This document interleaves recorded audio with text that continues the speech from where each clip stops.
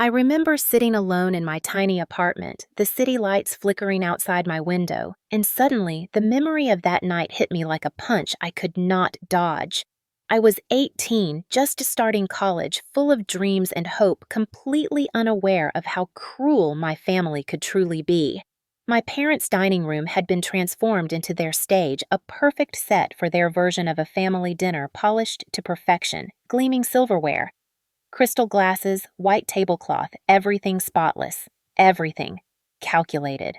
I walked in holding my backpack tighter than usual, hoping to remain invisible as always, but that night would prove impossible. I had learned to anticipate my father's theatrics, but nothing could prepare me for the sheer humiliation that awaited. The air was thick with forced politeness laughter and the faint smell of roasted chicken and garlic. As I helped my mother place the platters on the table, she leaned over and whispered, "Keep your head down and smile. Do not embarrass us," her words sharp despite the smile plastered on her face. I obeyed, though I felt my stomach knot with anxiety. Dinner began, predictably, my father monopolizing the conversation, recounting stories where he was the hero, gesturing grandly as relatives laughed, cameras clicking, to preserve every detail. When my voice tried to join the polite chatter, he cut me off, dismissing me with a grin that sent shivers down my spine. At one point, an uncle commented on my quietness, and my father's voice rang out. "She has always been better seen than heard," laughter following, making my cheeks burn. Then, without warning, his hand was at the back of my head.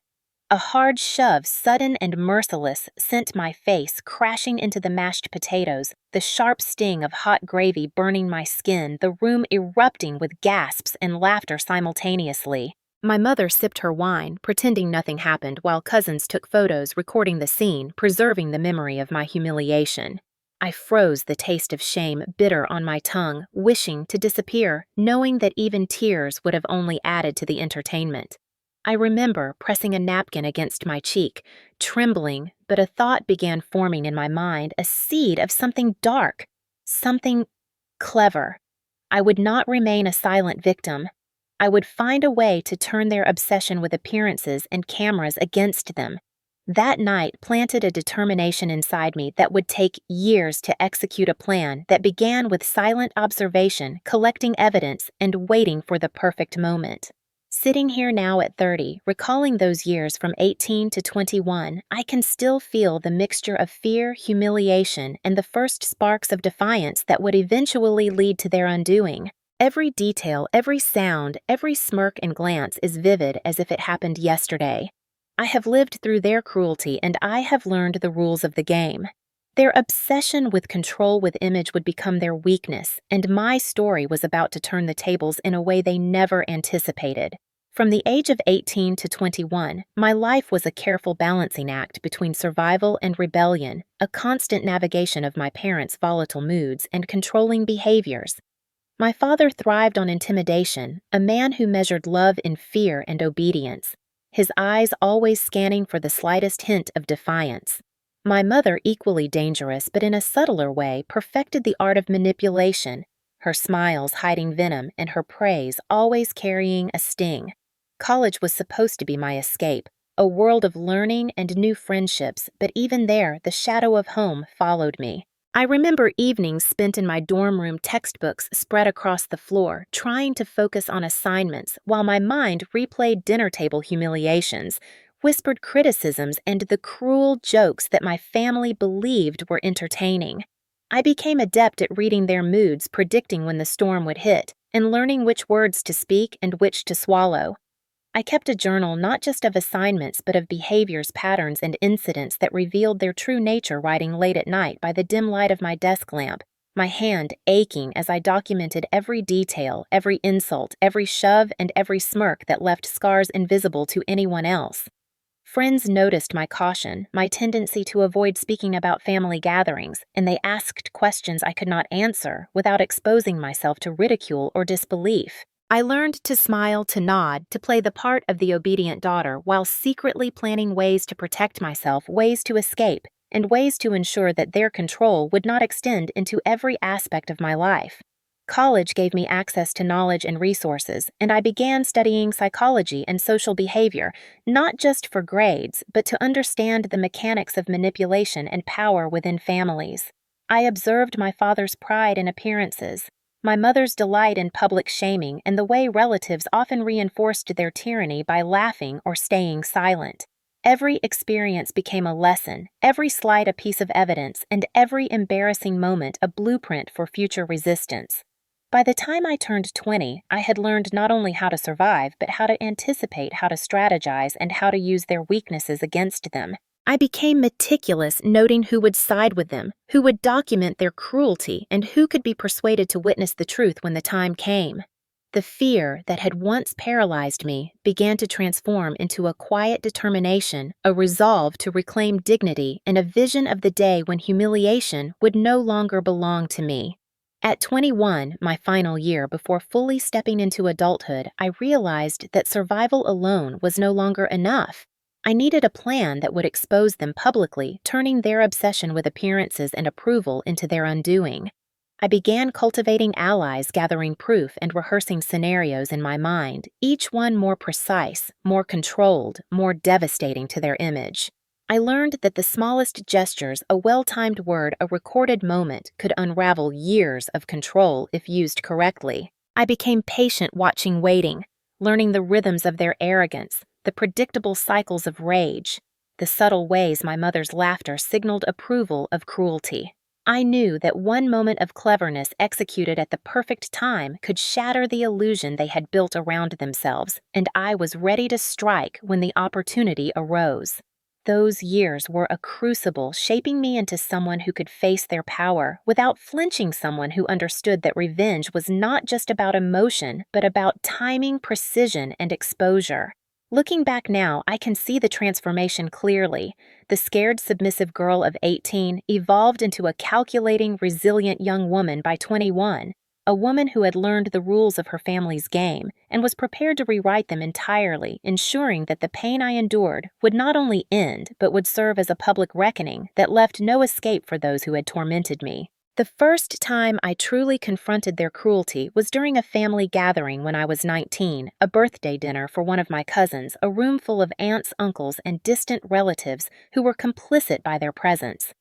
I had spent the afternoon meticulously preparing my heart pounding as I chose my outfit, rehearsed my posture, and reminded myself that I could not show fear or hesitation. The evening began like any other, with polite greetings, forced smiles, and the subtle tension that always lingered whenever my parents were in a room. My father was already seated at the head of the table, his gaze sharp, sizing up everyone like a general surveying his troops. My mother floated around in her usual deceptive grace, offering compliments that felt like barbed wire and laughter that stung more than any slap.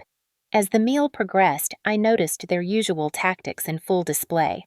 Small jabs disguised as jokes, comments about my weight, my choices, my friends, and my future. I felt the familiar heat rise in my chest, the urge to shrink away, but this time I held my ground. My father made a comment about how I would never amount to anything unless I learned to obey, and I met his gaze without flinching. My voice steady as I replied that my success would be measured by my own standards, not his approval.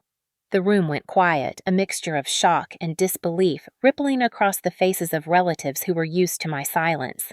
My mother, ever quick to intervene, laughed sharply and whispered that I was overreacting, that I should be grateful for their guidance. But I had spent years observing, planning, and learning their weaknesses, and I knew that laughter could not protect them this time. My father's next move was classic intimidation. He leaned across the table, his voice low and threatening, shoving his hand toward me as if to make a point. In a sudden surge of courage, I stood up my chair, scraping loudly against the floor, and I looked directly at him, recounting a specific instance from the past year, when he had humiliated me in front of neighbors, the words precise, the delivery calm but cutting. The room froze. My relatives exchanged glances, some embarrassed, some shocked, and a few even impressed by my composure. My mother's face twisted, her laughter gone, replaced by disbelief and a twinge of fear that she quickly tried to mask. I had not shouted or cried. I had simply spoken the truth, laying bare the pattern of their cruelty in a way they could not dismiss. For the first time, my father's authority felt challenged not with anger, but with the undeniable clarity of my words. He sputtered, attempting to regain control, but the seed of doubt had been planted not just in him, but in the minds of those around us. That night, after the dinner ended, I retreated to my room, my hands trembling but my spirit alive in a way it had never been before. I realized that confrontation did not require force. It required precision, patience, and the courage to expose the truth. This experience became a cornerstone of my strategy, a proof that careful observation, timing, and unwavering resolve could turn the tables. I began cataloging incidents, creating mental scripts for every possible scenario, knowing that the ultimate confrontation would need to be public, undeniable, and catastrophic for their carefully maintained image.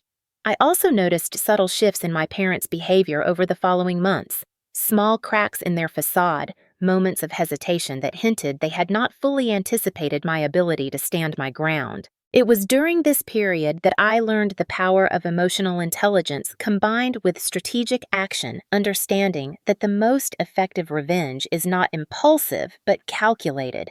And the audience, family, friends, witnesses plays as crucial a role as the act itself. By the time I turned 20, I had transformed from a frightened, obedient child into a young woman who had experienced the sting of their control, tested its limits, and learned to maneuver within its confines while plotting an escape that would leave them exposed, humiliated, and fully accountable in a way that would resonate for years. I knew that my final act would not be just a personal victory, but a public reckoning, a dramatic revelation of their cruelty in a manner that would prevent denial or minimization. The 19-year-old confrontation was the spark that ignited my resolve the first time I tasted empowerment in a landscape designed to suppress it, and it set the stage for everything that would follow, a series of carefully orchestrated moves leading to a moment of undeniable justice that would not only restore my dignity, but also ensure that the full weight of their actions was seen by those who mattered. After that first confrontation, I began noticing patterns I had previously overlooked, subtle manipulations that my parents employed to maintain dominance and instill fear. Every decision I made, from what I wore to who I spoke with, was monitored and critiqued with a precision that suggested a hidden agenda. I was 20 years old now, navigating college life while living under the same roof, the constant tension a weight I had learned to carry silently. My father's intimidation escalated not with overt violence at first, but through strategic humiliation, his words carefully chosen to erode my confidence in front of anyone who might sympathize. At a family brunch one Sunday, he orchestrated a situation where my spilled coffee became a metaphor for my carelessness, and he exaggerated the story to every relative present, laughing cruelly as I tried to explain it was an accident. My mother's role was equally insidious. She would offer helpful advice to friends and neighbors, casting me as ungrateful, unstable, or dramatic, creating a network of allies who unknowingly reinforced their control. I observed all of this, cataloging every action, every subtle dig, every gaslight comment, realizing that patience and preparation were my only allies. I devised small traps to test their reactions, simple situations where I followed instructions but allowed their assumptions to backfire. For instance, when my father criticized my study habits, I deliberately left a notebook with carefully exaggerated errors where he could discover it, knowing it would trigger his predictable overreaction in front of family members, subtly exposing his obsession with control. These small victories gave me confidence proof that I could manipulate the narrative as effectively as they manipulated me. By the age of 21, I had begun to orchestrate more significant moves, planting evidence of my parents' hypocrisy and cruel behavior in ways that could not be ignored. Invitations to family events became my stage. I would subtly guide conversations, ask questions, and share memories that highlighted their inconsistencies, all without overt confrontation. One evening during a holiday dinner, I recounted an incident from my 17th birthday when my father had shamed me publicly over a minor mistake. The room tensed as I spoke calmly and precisely, and the faces around me reflected the shock of seeing their authority questioned in a controlled, intelligent manner. My mother attempted to laugh it off, her smile forced, but the discomfort was undeniable even to those who had been complicit in silence. I realized then that the key to public revenge was not aggression, but exposure, not violence, but the undeniable presentation of truth. I began recording conversations, saving messages, and documenting incidents, creating an irrefutable archive of their behavior. Every action I took was strategic, calculated to build toward a moment of undeniable confrontation, one that would leave them without excuses, without a plausible denial, and without allies to defend their facade. These years between 18 and 21 became a training ground in psychological warfare, emotional resilience, and strategic planning. I learned to anticipate reactions, to use the environment to my advantage, and to maintain an unshakable composure, even when my parents attempted to provoke me. By the time I was 21, I was no longer the frightened child who endured humiliations silently. I was a strategist, an observer, a young woman armed with knowledge, patience, and a meticulous plan to turn the tables.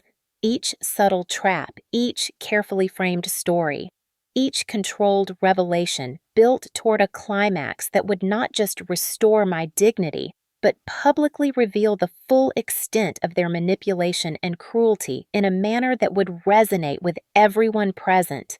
The escalation of these years set the stage for the final confrontation, a crescendo of truth and consequence that would forever alter the perception of my parents within the family, and mark the beginning of my emancipation both emotionally and socially from the oppressive control they had wielded for so long. The day of the planned family gathering arrived a seemingly ordinary Sunday lunch at my parents' home, but I carried with me a calm determination that disguised the storm I had meticulously prepared over the previous years.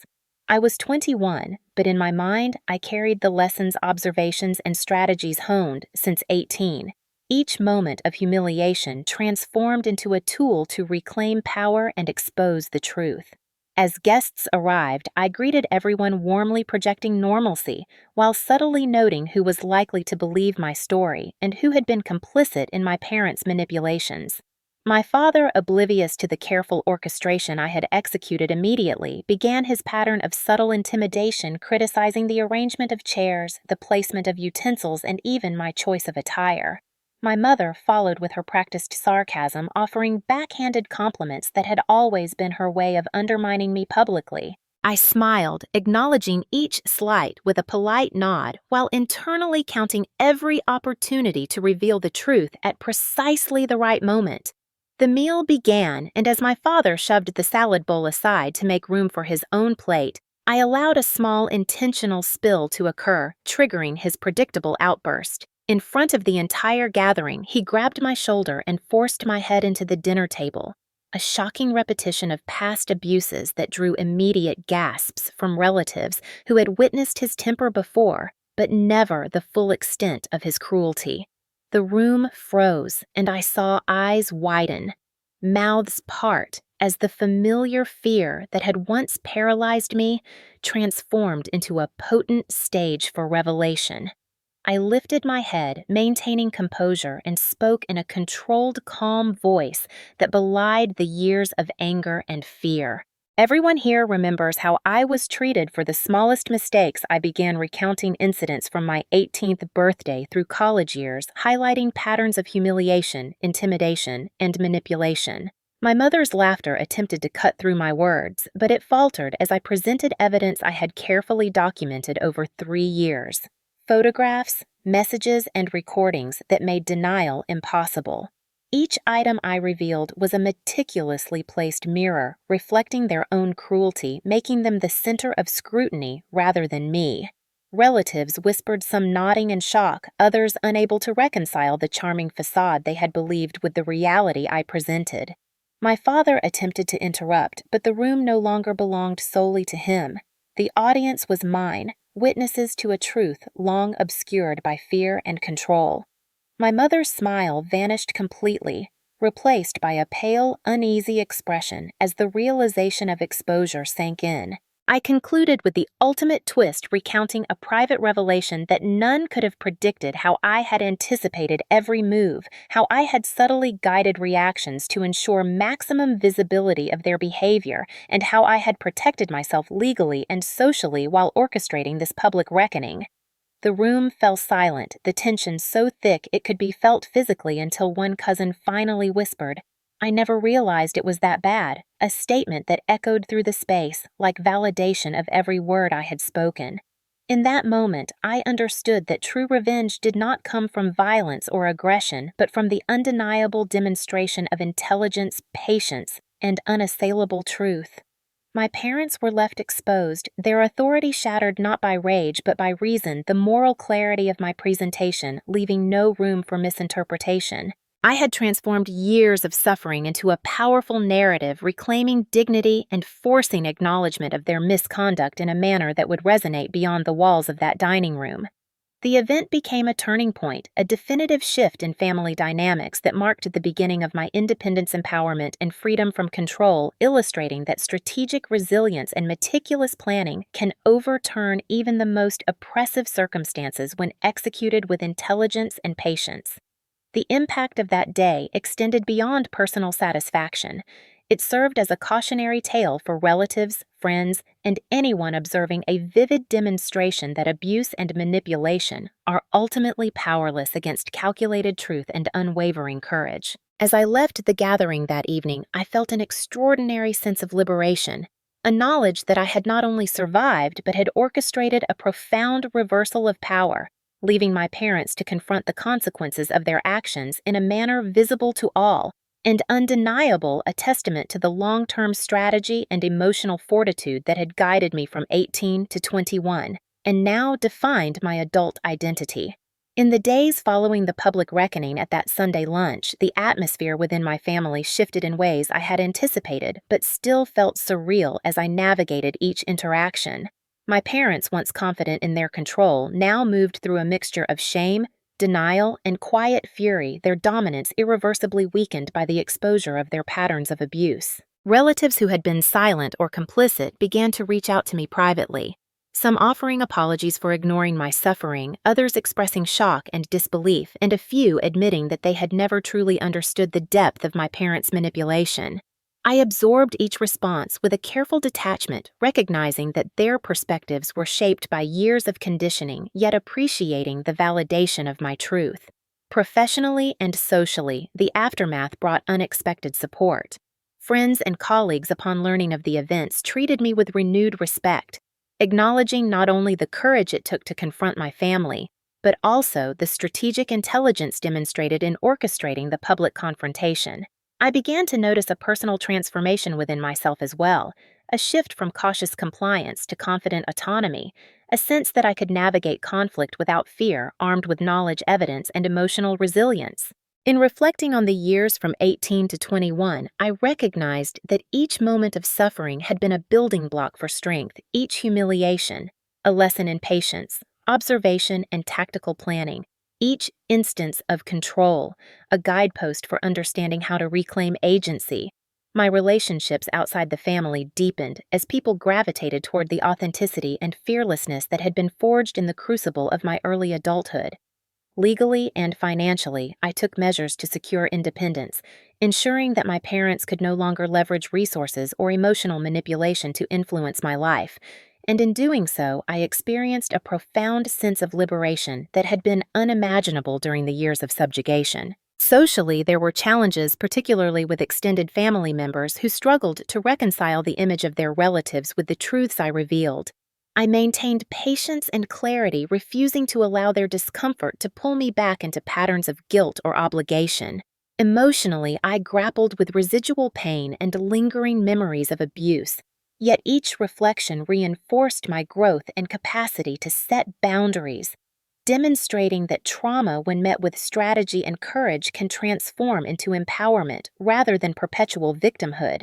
The narrative I had crafted from 18 to 21 became a reference point for all future decisions, a roadmap illustrating the interplay of foresight, intelligence, and emotional awareness necessary to navigate complex relationships and confront manipulative behavior. In private moments, I journaled and reflected, tracing the arc from fear to autonomy, noting the ways in which I had learned to anticipate reactions, protect my mental and physical well-being, and ultimately transform suffering into a demonstration of strength visible to all.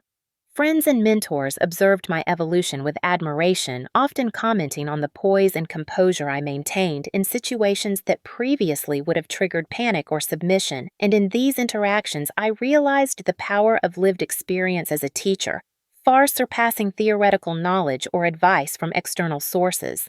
The lessons of those formative years continued to inform my professional life, shaping how I negotiated, collaborated, and asserted authority in environments that might otherwise have mirrored familial control, allowing me to navigate challenges with a balance of empathy, firmness, and strategic insight. Reflecting on the totality of the experience, I understood that the public confrontation, while dramatic and emotionally charged, was only one component of a larger journey of self-realization and empowerment.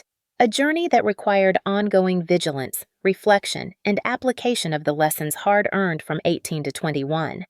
I embraced the clarity that came from understanding the mechanisms of manipulation, the value of evidence, and the necessity of timing in executing strategic confrontations, recognizing that these skills extended beyond family dynamics into every aspect of adult life. Ultimately, the aftermath of the confrontation did more than restore dignity. It provided a framework for future interactions, ensuring that control and abuse could no longer dominate my narrative and establishing a precedent for how I would respond to challenges, opposition, or attempts at coercion throughout adulthood. Each day, as I moved through personal and professional spheres, I carried with me the knowledge that I had survived and transformed the very forces that once sought to dominate me, turning fear into power, humiliation into strategy, and silence into a resonant voice that commanded attention and respect. The emotional undulation of those years, once a source of pain and instability, had become the foundation for resilience, assertiveness, and enduring self-confidence, affirming that the lessons of the past, when recalled with intention and applied with intelligence, could shape a life of autonomy, fulfillment, and visible authority in the present and for years to come. After the tumultuous events that exposed my parents' cruelty, I embarked on the painstaking yet invigorating process of rebuilding my life, fully aware that true autonomy required both emotional recovery and practical restructuring of daily routines and long-term plans. I relocated to a new apartment, carefully choosing a neighborhood that offered safety, community, and a sense of separation from the constant reminders of my past, and in doing so, I reclaimed physical space that symbolized my freedom. Professionally, I sought opportunities that would not only provide financial independence, but also environments that valued competence, integrity, and collaboration over intimidation or favoritism, applying lessons from my formative years to navigate office politics and assert myself without fear.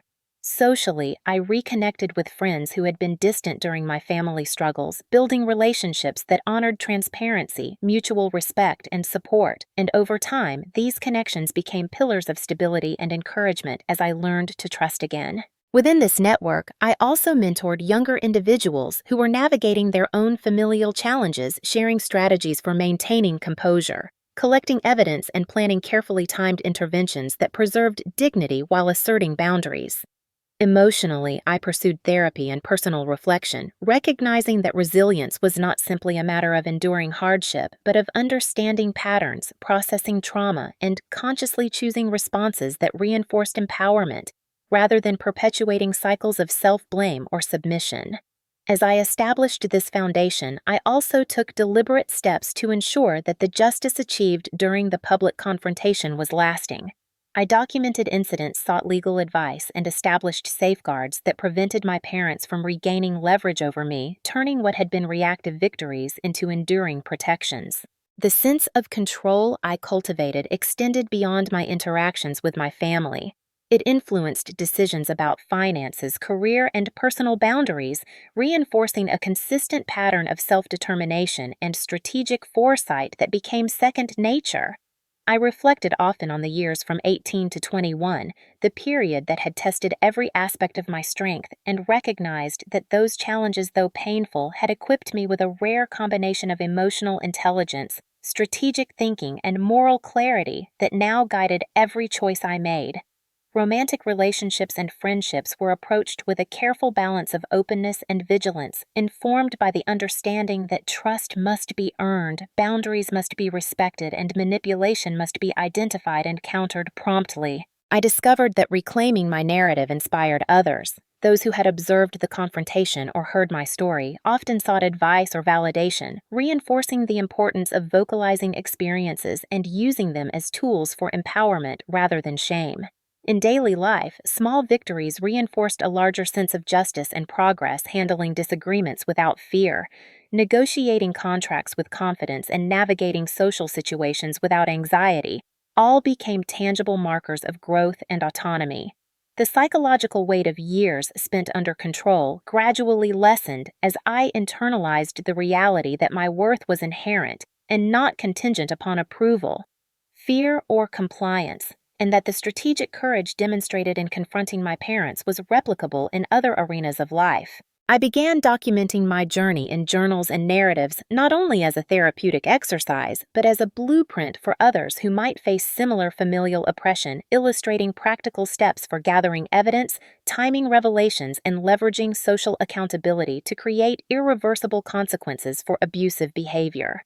Through this process, I cultivated a sense of moral authority that was grounded in action and clarity rather than vindictiveness, a demonstration of power that did not rely on intimidation but on precision foresight and the undeniable weight of truth. As months turned into years, the results of these efforts became clear. I had built a life defined by self-respect, clear boundaries, and a network of relationships that affirmed my autonomy, demonstrating that survival and strategic resistance could transform the scars of youth into enduring strength. Every reflection on that critical age from 18 to 21 reinforced the lessons that guided my ongoing decisions, reminding me that empowerment was not a single act, but a continuous practice of vigilance, strategic planning, and emotional self-awareness.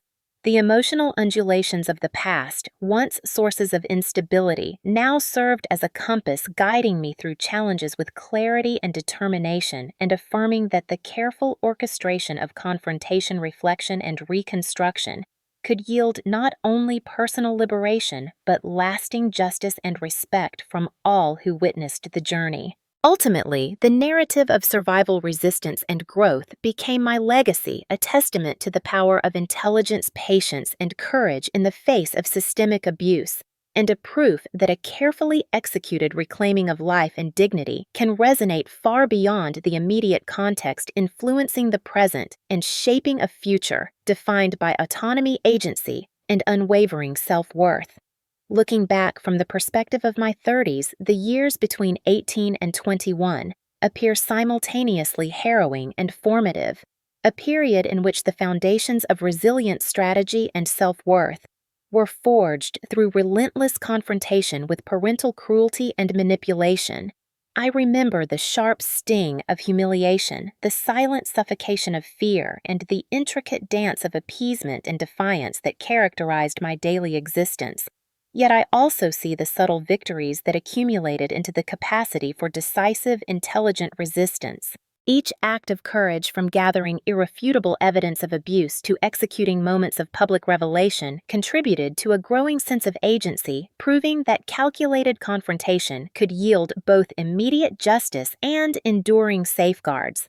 As I reconstructed my identity and life, I found myself revisiting those memories not with bitterness alone, but with an analytical lens, examining the dynamics of control, the strategies of manipulation, and the psychological mechanisms that had allowed my parents to dominate so effectively. And through this reflection, I extracted lessons that informed both personal and professional decisions, reinforcing vigilance, strategic planning, and the importance of boundaries. Reconnecting with friends, mentors, and supportive communities provided a living mirror of progress. Their acknowledgement of my strength and their willingness to engage without judgment validated the difficult choices made during my formative years and underscored the power of social accountability in dismantling cycles of abuse. Romance and personal relationships became arenas for practicing discernment and patience, guided by the principle that trust must be earned and boundaries actively maintained, while professional endeavors benefited from the same strategic clarity as I navigated negotiations, collaborations, and conflicts with confidence rooted in experience and foresight. I observed the echoes of my confrontation with my parents ripple outward, influencing interactions and relationships beyond the family sphere, reinforcing that the articulation and defense of one's truth has far-reaching implications, and that courage coupled with intelligence can inspire respect and ethical alignment from peers and colleagues alike. Emotionally, I embraced the complexity of my journey, allowing space for grief, anger, and reflection, while refusing to let these emotions dictate behavior or compromise hard-earned independence. And through therapy, meditation, and conscious self-reflection, I internalized a model of resilience that prioritized action over rumination, clarity over confusion, and justice over passivity. The sense of closure achieved in confronting my parents, securing social and legal recognition of their abuse, and establishing boundaries that could not be breached created a foundation upon which all subsequent life decisions were built, transforming past trauma into a platform for empowerment advocacy and strategic foresight. In the present, I engage with my own story not as a victim, but as a strategist, educator, and example, sharing insights and methodologies with others who face toxic family dynamics, demonstrating how preparation, documentation, timing, and public accountability can convert vulnerability into an instrument of transformation and justice.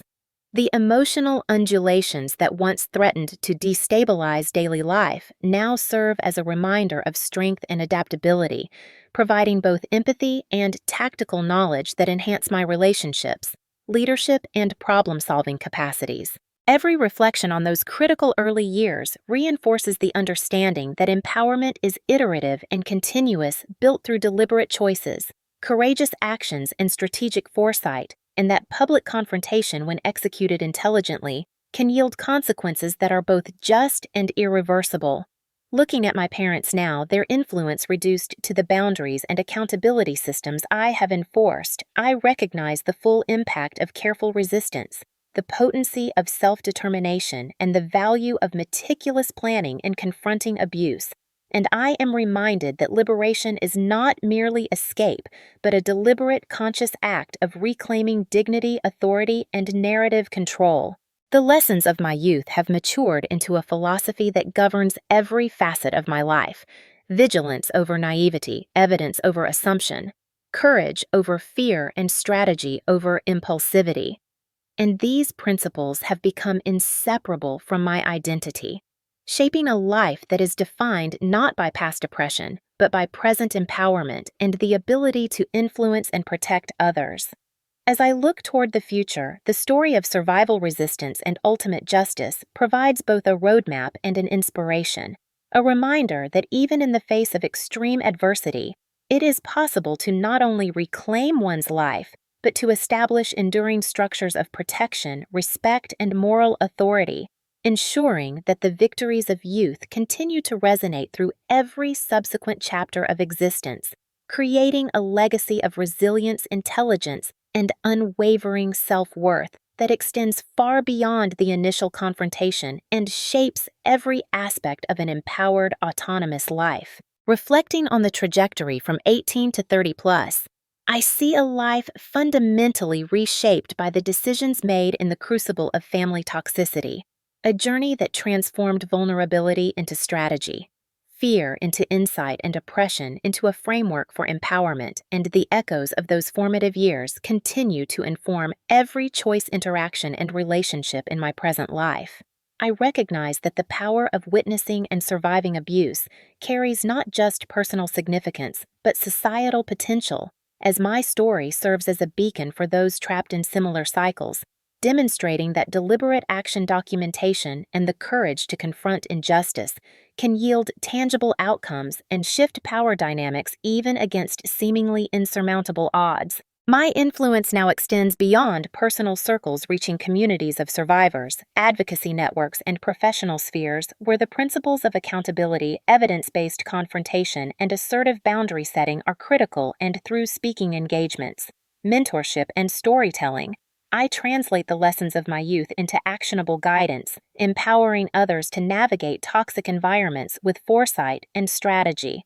The legacy of those early confrontations manifests in relationships defined by mutual respect, clarity, and emotional intelligence, where manipulation and coercion are neither tolerated nor excused, and I observe the ripple effects of my resilience as friends, colleagues, and mentees adopt similar frameworks of self-advocacy, strategic resistance, and public accountability. On a personal level, I continue to refine my emotional literacy, embracing the spectrum of past trauma with compassion while maintaining the discipline to convert insight into practical empowerment, and through reflection therapy and intentional living, I ensure that the challenges of youth do not dictate the parameters of adulthood, but instead enrich the sophistication and depth of every decision and interaction.